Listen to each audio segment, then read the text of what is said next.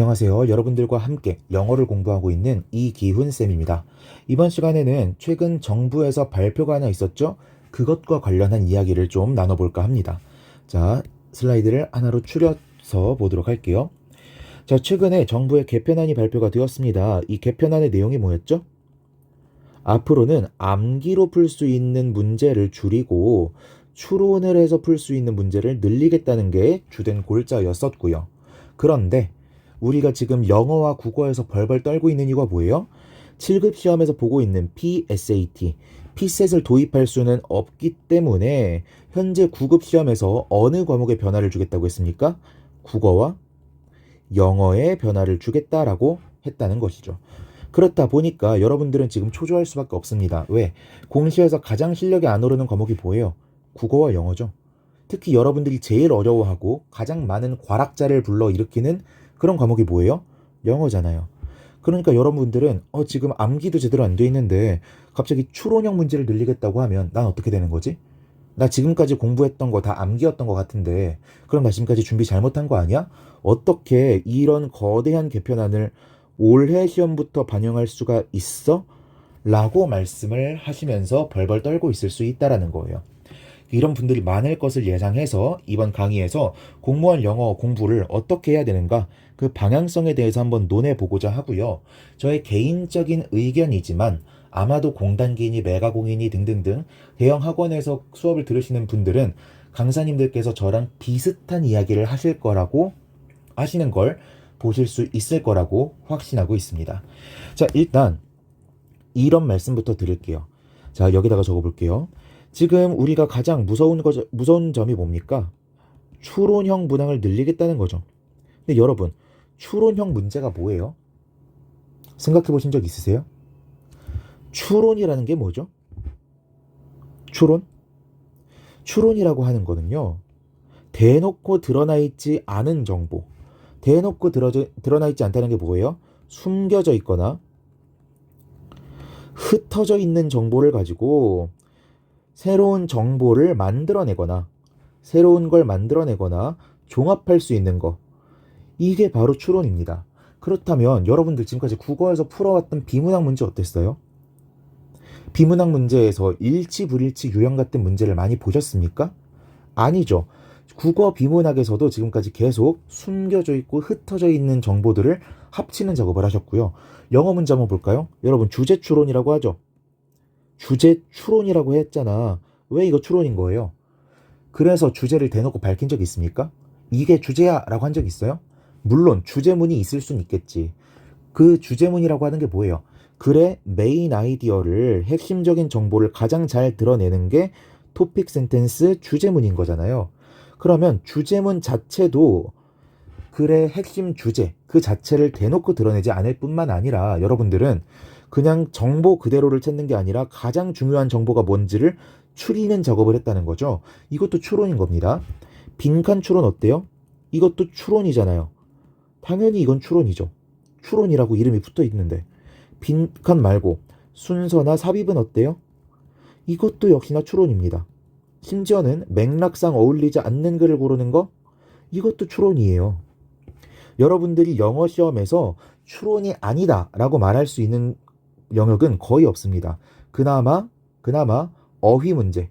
어휘 문제라는 건 문맥상 어울리지 않는 단어를 고르시오. 이 문제 말고 밑줄 친 단어와 뜻이 같은 단어를 고르시오. 이런 유의어나 반의어를 고르는 문제 혹은 문법 문제 정도만 암기형 문제라고 볼 수가 있는 겁니다. 이것도 100% 암기형 문제는 아니지만 오케이? 앞으로 영어와 국어에서 추론형 문제가 늘어난다고 하는 건 암기 영역에서 다뤄지는 문제들이 조금 줄어들 것이라는 거고 심지어는 어휘 문제나 문법 문제도 100% 암기가 아니라 어느 정도의 추론을 요하는 문제였다는 거. 그렇기 때문에 지금까지 시험과 아주 많이 달라질 가능성은 별로 없다라는 겁니다. 이걸 깔아둔 상태에서 이 영상을 보셔야 돼요. 아시겠죠? 자, 일단 공무원 영어의 방향성은 어떻게 될 것인가? 일단 거의 달라지지 않을 것이다.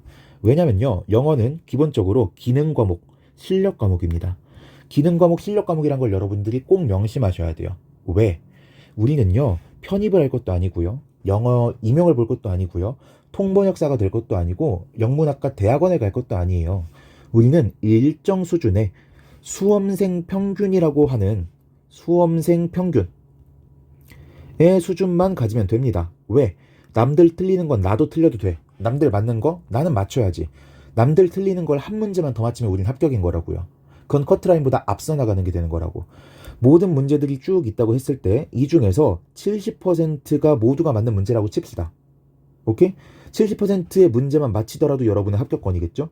그런데 실제로는 70%의 문제가 80%의 정답률을 가지고 있잖아. 즉 70%의 문제만 다 맞추더라도 모두가 맞는, 여러분들은 여기에서 틀린 20%의 학생들을 제껴낼 수 있기 때문에 커트라인 이상의 점수를 받았다라고 말을 하실 수가 있는 거라고요. 오케이? 그렇다면 우리가 엄청나게 심오한 영어를 공부할 게 아니라 일정 수준만 가지면 되는데, 여러분들이 영어가 아무리 어려워진다고 한들 다른 과목의 공부에 방해가 될 정도로 영어 공부 시간을 늘릴 수 있습니까? 없죠. 여러분들이 영어가 어려워진다고 해서 영어 공부 시간을 너무 늘려버리면 나머지 과목들이 필연적으로 점수가 떨어질 거라고요. 그럼 여러분들의 수험 계획은 어떻게 되는 거야? 수험의 전체적인 전략이 어떻게 되는 거야? 망가지게 되는 거라고요. 즉, 우리는요, 기본적으로 남들이 맞힐 수 있는 문제를 맞힐 수 있는 그 정도의 영어 실력을 기르는 게 첫 번째 목표가 되는 거고, 제가 뒤에서 밝힌 바 있지만 사실 우리 공시에서 독해 문제는요, 수준이 어느 정도라고 보는 게 적당하냐면 고1에서 고2 사이에 있다고 보는 게 적절합니다. 고1과 고2 사이 수준에 있다라고 하는 건 뭐냐면, 영어 지문을 아무리 쉽게 편성한다고 하더라도 이렇게 단락 속에서 주제를 뽑는 거, 빈칸을 맞히는 거, 이런 문제들은 어렵습니다. 아무리 쉬운 글을 뽑아 오더라도 어렵다고요. 왜? 영어로 된 글을 한 문단씩이나 읽어야 되는데 거기에서 정보를 추려내야 되잖아. 오케이? 그렇다 보니까 고1, 고2 수준의 영어라고 하는 건 단락 독해에서 가장 기초적인 수준의 문제다라고 보셔도 상관이 없는 거예요. 제가 지금 공시 영어가 쉽다고 비하하고 있는 게 아닙니다. 영어 자체가 어려운 과목이고 이런 어려운 과목에서 가장 기초적인 수준에서 내고 있는 거라고요. 즉, 우리는요, 일정 수준의 실력, 제가 계속 반복해서 말하고 있는 일정 수준의 실력을 갖추는 게 목표가 돼야 되는 거고, 이거는 지금까지 가졌던 목표이면서도 앞으로 여러분들이 가져야 되는 목표이기도 하다. 즉, 전혀 목표점이 달라지지 않았다라는 겁니다. 이해되셨습니까? 자, 그렇다면 일정 수준의 실력을 기르는 게 왜 중요하냐? 왜냐면 우리가 영어의 구성 요소들 한번 보자고요. 어휘가 있고요. 문법이 있고요. 구문이 있고요. 우리가 문제 풀 때 하고 있는 단락 독해가 있습니다. 이렇게 네 가지를 딱 짜놨을 때 우리가 딱 생각하기에 이 순서대로 더 어려운 거라는 걸 알 수가 있어요. 그렇죠? 그런데 여러분들이 어휘랑 문법만 열심히 공부해. 그런다고 해서 구문과 단락이 해결이 됩니까? 안 되죠. 그런데 여러분이 단락 독해를 열심히 강의를 들었습니다. 근데 이 이전 단계가 안 돼 있어. 그럼 단락 독해를 할 수가 있습니까? 없죠. 물론 여러분들이 인강을 들으시다 보면은 단락 독해를 잘 하고 있는 것 같다라는 착각을 합니다. 왜? 강사가 다 정산유수로 다 설명해 주거든요. 그런데 여러분들이 구문 독해 이전 수준이 안 돼 있으면 어떤 일이 일어나느냐? 영어 독해 수업을 국어 독해 수업처럼 듣게 됩니다. 왜? 강사는 한국말 하고 있죠? 강사는 이미 해석을 잘하는 사람들이잖아. 그리고 거기다 번역본까지 갖고 있는 사람들이죠. 한국말처럼 영어 글을 읽어 나갈 겁니다. 그러면서 for example 나왔으니까 여기부터는 예시야. 이 앞부분이 주제문이 되겠지. 이런 식으로 중요한 부분, 중요하지 않은 부분. 이 글에서 핵심적인 내용, 안 핵심적인 내용. 이 글의 소재가 나타내는 바. 이런 것들을 청산유수로 밝히고 있을 거라고요. 그럼 너무 잘 설명하시는 분들이니까 1타, 2타 강사가 됐을 거고, 여러분들은 그러니까 그런 분들을 선택했겠죠? 그럼 그런 분들의 강의를 듣고 있는 여러분들이 이해가 안 될 리가 있습니까? 당연히 이해가 되겠지. 오케이? 즉, 독해 전략이나 글의 구성과 같은 꼭 필요한 정보들을 배우고는 있지만 영어로서 배우고 있는 거예요? 국어로서 배우고 있는 거예요? 국어로서 배우고 있는 거라고요. For example이라는 단어를 외웠다고 해서 영어가 아닌 거라고. 예를 들어 라는 표현을 배웠을 뿐이지 여러분들은 영어 그 자체의 능력을 기른 게 아니라고요. 오케이? 그래서 일정 수준까지는 영어의 실력을 늘려야만 단락 독해 강의를 듣는 데 의미가 있는 것이고, 이 정도 수준을 기르는 건요, 여러분들 직렬이 영어 평균이 40점이든 여러분들 직렬의 영어 평균이 90점이든 상관이 없다고요. 이거는 그냥 내가 영어 독해, 영어 단락 독해를 했을 때 어느 정도 이해를 할 수 있는가를 보고서밖에 판단을 못해요. 그때까지는 영어의 투자를 압도적으로 늘려야 되는 겁니다. 아시겠어요? 그래서 제가 기능 과목 같은 경우에, 국어와 영어 같은 기능 과목 같은 경우에 어떤 식으로 공부를 하라고 하냐면, 자, 시험이 있고 앞으로 시작하는 시기가 있다고 칩시다. 자, 여러분들의 기능 과목은요, 점점 공부 시간이 줄어들어야 돼요. 다르게 말하면 뭡니까? 초반 스타트 때에는 여러분들이 가장 열심히 공부해야 되는 게 뭐라고? 기능 과목을 가장 열심히 해야 된다고요. 그런데 이론 과목 같은 경우엔 점점 시간 투자가 늘어나야 됩니다. 왜? 이론은요, 전반적인 내용부터 훑고 조금씩 범위를 좁혀가면서 훑고 그 다음 전 범위를 훑고 이런 걸 반복하게 되거든요. 그런데 이론은요, 내가 지금 당장 보고 나서 시험 보면 당장 봤던 내용은 맞춰요. 그리고 이론은요, 물론 공시에서 뭐 행정법이니 교육학이니 행정학이니 범위가 넓고 말장난이 심하니까 여러분들이 어렵다고 느끼긴 하겠지만, 그럼에도 불구하고 이론은 외우면 해결이 되긴 합니다. 외우기만 하면 된다고요. 여러분들이 이해까지 도달할 필요도 없고요. 여러분들이 그거를 자동화시킬 필요도 없어요. 알고 있기만 하면 풀 수 있다고. 그러니까 점점 갈수록 암기 과목, 이론 과목의 공부의 비중은 더 높아져야 되는 겁니다. 그래서 만들어진 게 사실 하프모고인 거예요. 여러분들 하프모고 왜 풀고 있습니까? 아, 모의고사인데 절반짜리라서 좋아요. 왜 좋냐고요. 왜? 여러분들이 시험에 다가오면 다가올수록 감을 유지를 해야 돼. 감을 유지를 해야 되는데 영어를 오래 공부할 수는 없어. 근데 모의고사 한 부를 풀라 그러면 20문제씩 된단 말이야. 그러니까 10문제, 5문제짜리 모의고사를 찾는 거라고요. 전체적인 영역을 매일 한 챕터 혹은 두 챕터만 풀더라도 전 영역을 본 것처럼 감을 잡을 수가 있잖아. 이렇게 쓰라고 만든 게 하프모고라고. 이해됐습니까? 아무튼 여러분들이 기본적으로 공무원 영어를 접근하실 때 어떻게 접근을 해야 된다? 다른 내 직렬, 내 직렬을 같이 보고 있는 다른 사람들의 실력은 전혀 신경 쓰지 않고 뭐를 신경 써야 된다? 내가 영어의 기초적인 수준에 도달했는지 안 했는지를 판단해가면서 공부를 해야 된다. 이거는 점수 가지고도 제대로 드러나지 않고 내 스스로가 만족스럽게 독해를 할 수 있게 됐는가에 초점을 맞출 수밖에 없다라는 겁니다. 아시겠죠? 자, 넘어가겠습니다. 추론 영역 확대의 영향 어떻다고요? 없진 않을 겁니다. 분명 있을 겁니다. 그럼에도 불구하고 최근 경험과 다르지 않습니다. 왠지 아래쪽 읽어봅시다. 영어 영역의 초점은 문법 어휘가 아니라 독해로 이미 넘어왔어요. 이미. 물론 공시 문법이 수능 문법보다 훨씬 범위가 넓고 어쩌면 토익 문법보다도 범위가 넓기 때문에 문법 자체가 쉽다고 볼 수는 없어. 아무리 쉬워져도 문법은 어려울 겁니다. 그럼에도 불구하고 이제 문법이 옛날 기출들에 비해서 난이도가 훨씬 낮아졌다고요. 오케이? 이렇다 보니까 우리 독해는 단시간에 안 늘죠.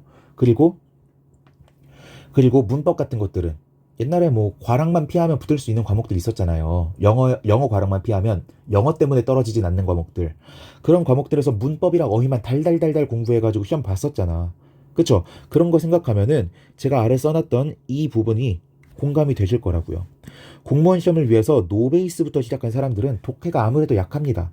문법 어렵다 하더라도 맨날 문법을 모르는 것 같고 내가 문법이 내 발목을 잡는 것 같으니까 문법을 엄청 빡세게 공부했을 거예요. 그렇다 보니까 문법이 차라리 어렵게 나오는 게 나아. 차라리 어휘가 어렵게 나오는 게 낫다고. 그런데 독해가 많아지고 독해가 어려워지니까 영어가 너무 어려웠다라는 말을 하게 됩니다. 오케이? 이분들한테 독해는 할 수는 있지만 편하지 않은 과목이니까.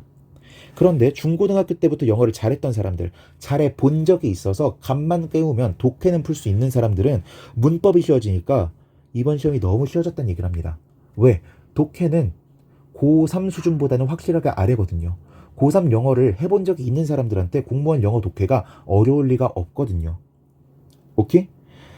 자, 그렇다면 지금까지 제가 아까 위에서 말했던 개편안의 내용과 지금 최근의 경향이 다릅니까? 같습니까? 같잖아요. 그쵸? 아래로 넘어가 볼까요? 문법 문제는 구문 분석을 하는 게 제1의 과제가 되었고, 왜? 제가 다른 강의에서 여러 번 떠들었지만 공무원 영어 문법 문제는요, 최근에 문장이 그렇게 길지 않으면서 준동사, 관계사 대 접속사 같은 영역 위주로 내고 있어요. 준동사라는 건 동사같이 생긴 것들을 말하는 겁니다. 자, 이 포인트는요, 정확히 어떤 시험의 포인트랑 비슷하냐면 수능의 포인트랑 비슷해요. 수능 문법이 2023학년도, 즉 2022년도 11월에 치러진 수능에서는 문법이 오답률 탑5 안에 드는 영역이긴 했습니다. 그런데 이거는 최근 학생들이 너무 영어 공부를 안 해서, 문법 공부를 안 해서 제귀대명사의 개념을 몰라가지고 틀린 것 뿐이고, 이건 제가 다른 강의에서 언급을 했으니까 그걸 보시면 돼요. 수능의 문법 포인트는 기본적으로 정해져 있습니다. 이 범위를 잘 벗어나지 않아요. 그래서 어렵게 생긴 문장을 분석해서 이 포인트들을 찾아내기만 하면 되는 시험으로 바뀌었습니다. 그런데 최근 공시 문제가 어떻다고? 정확히 이 포인트들만 집중적으로 내고 있다고요. 물론 얘네가 가장 시험 내기 좋은 포인트는 맞아요. 그래서 지금까지의 공시 문법 문제들, 과거의 공시 문법 문제들도 얘네를 가장 기본적인 포인트로 삼고 추가적인 지엽적인 내용들을 물어보긴 했어. 그런데 지금은 어떻다고? 선지 4개 중에 3개는 전부 다 이런 준동사, 관계사, 동사만 물어보고 있든가, 아니면 4개를 다 그렇게 물어보고 있다고요. 오케이? 여러분들이 구문 분석만 똑바로 하더라도 틀릴 수가 없게끔 문법 문제가 나오고 있다고. 아시겠습니까? 그러니까 당연히 구문 분석은 더 강조가 될 것이고 문법 공부의 비중은 낮아지게 되는 거죠. 오케이? 어휘 문제 같은 경우에도 마찬가지예요. 옛날에는 속히 말하는 공무원 어휘, 편입 어휘라고 부르는 어휘들이 나왔고 답을 맞추려면 그 어휘들을 정확히 알아야 됐어요. 근데 최근 문제는 어때요? 맥락이 있고 이 맥락 안에 단어를 집어넣습니다. 이 단어와 뜻이 같은 단어를 고르라고 해놓고 보기에는 1, 2, 3, 4 보기에는 어떤 단어들이 들어가 있어요? 수능, 수준의 단어가 들어가 있어요. 옛날엔 어땠는데 여기에도 공시 편입 수준의 단어가 들어가 있었는데 이제는 바뀌었다고요. 여러분들은요, 이걸 빈칸 추론 문제처럼 풀 수도 있어요. 나머지 부분의 구문 분석을 한 다음에 이 부분이 없다라고 생각을 하고 수능 수준 어휘를 골라서 풀 수가 있을 정도로 어휘 수준이 낮아졌다고. 그럼 어휘라고 하는 암기 영역의 문제도 이제는 추론형으로 바뀌었다라고 보셔도 되는 거고요. 점점 더 암기의 비중이 낮아졌다라고 볼 수도 있는 거라고요. 즉 현재 영어 문제에서는 독해가 압도적으로 강조되고 있고 그 독해들 중에서도 제가 항상 강조하는 구문 독해부터 잘하는 게 계속해서 강조가 되고 있었다라는 겁니다. 그런데 더 희소식이 뭐냐면 여기 적어놓은 것처럼 객관식으로 출제할 수 있는 독해 유형은 많지 않아요. 많지 않습니다. 수능에 나온 적 없는 유형은 공시에도 나오기 힘들어요. 독해에 한해서는. 오케이? 거기다가 여러분들이 교육을 전공하신 분들은 잘 아실 텐데 아무리 머리를 짜서 신유형을 만든다고 하더라도 이 신유형의 타당도, 괜찮은 유형이다 라는 걸 검증받는 데는 굉장히 오랜 시간이 걸립니다. 그래서 신유형은요 항상 쉽게 나오는 경향이 있어요. 그래서 여러분들이 전혀 신유형 때문에 걱정할 필요는 없다. 즉 현재 영어 문제에서 크게 바뀐 문제를 출제하기는 어렵고요. 순서 삽입이나 빈칸 추론과 같은 문제는 당연히 추론이고 주제 추론 같은 유형도 사실 추론 영역에 속하기 때문에 여러분들이 지금까지 하고 있었던 독해 연습이 거의 다 추론 영역의 독해 공부였던 거라고요. 오케이? 그래서 독해 영역의 비중이 높아질 가능성, 즉 어휘 문제 한두 문제 더 빼고 문법 문제 한두 문제 더 빼고 독해를 더 늘릴 가능성은 분명히 있으나 신유형을 대비할 걱정은 없다라는 게 제 생각인 거라고요. 오케이? 신유형이 나오더라도 수능에서 물어보고 있는 밑줄 친 부분의 의미와 같은 것은 이런 문제를 조금 더 늘릴 수는 있겠지만 아무튼 완벽한 신유형은 아니라는 겁니다. 자, 다음으로 넘어가 볼까요? 어휘 문법의 투자를 조정해야 되는가? 라고 물어본다면 전 뭐라고 대답할 것이냐? 조정하긴 해야 되는데 시기를 조정하는 것이다. 절대로 출제 범위를 조정해선 안 된다라고 답변을 드리겠습니다. 왜? 자, 최근에 공무원 시험 문제에서 한국사가 어떻게 나왔죠? 흔히 말하는 전한길의 난, 그 이후부터 난이도가 점점점 계속 낮아지고 있죠. 지금은 한능검이 개편돼서 난이도가 올라갔다고 하는데 옛날 한능검보다 더 쉽다라는 평가가 분명히 나오고 있잖아요. 그쵸? 그럼에도 불구하고 여러분, 한국사 기출문제 안 풉니까? 800제니, 400제니, 2200제니 안 풀고 있어요? 여러분, 국회직이니 경관분이 하고 있는 어려운 시험 문제들 안 풀고 있습니까? 다 풀고 있잖아요. 왜? 한국사가 어떻게 나올지 모르거든. 어느 부분에서 나올지 모르거든. 당연히 준비는 다 해야 됩니다. 그럼에도 불구하고 한국사 난이도가 낮아지고 있으니 여러분들은 어떻게 준비하는 게 맞겠습니까? 20문제를 푼다라고 치면 18문제는 쉬운 걸로 풀고 2문제는 어려운 걸로 풀어야겠죠. 혹은 여러분들이 10부의 모의고사를 푼다면 8부는 평이한 난이도의 모의고사를 풀고 2부는 아주 어려운 수준의 모의고사를 푸는 식으로 대비를 해야겠죠. 혹은 자, 한국사가 쉽게 나온다는 건 뭐야? 왕대사나 정치사나 이런 사건들 위주로 시험이 나오면 쉽게 나오는 거잖아요. 유물이나 유적이나 이딴 거 안 내고. 그쵸? 그리고 괜히 그 시기에 있었던 일은 무엇이냐고 물어보면서 전혀 다른 영역의 문제를 끌어오면 그게 어려운 거잖아.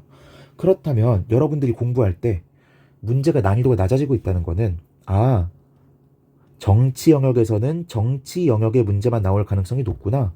우리가 쉽다고 생각하는 특정 왕, 빈출되는 왕만 나올 가능성이 높구나라고 생각을 한다면 회독을 할 때도 얘네는 10회독을 할 때 지역적인 거, 문화사라던가 아니면 또 뭐가 있죠?